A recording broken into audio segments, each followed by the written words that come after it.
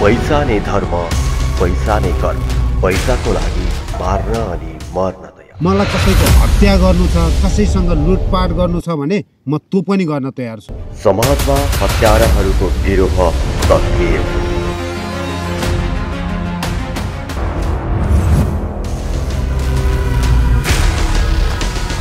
मतलब कथा लामो छ।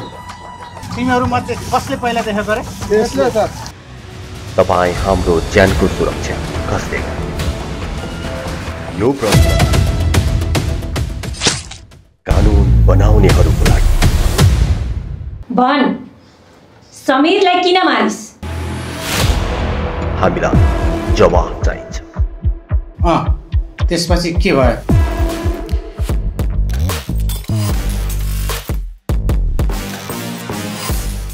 श्रीमानज्यूलाई उपहार दिनु पर्यो। सबै कुरा साफ साफ भन्।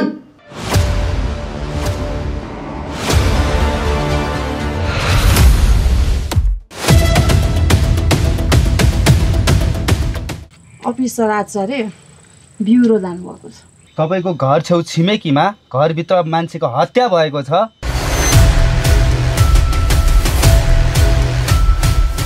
हजुरको यो गाउँको जस्तो त देखिनुहुन्न।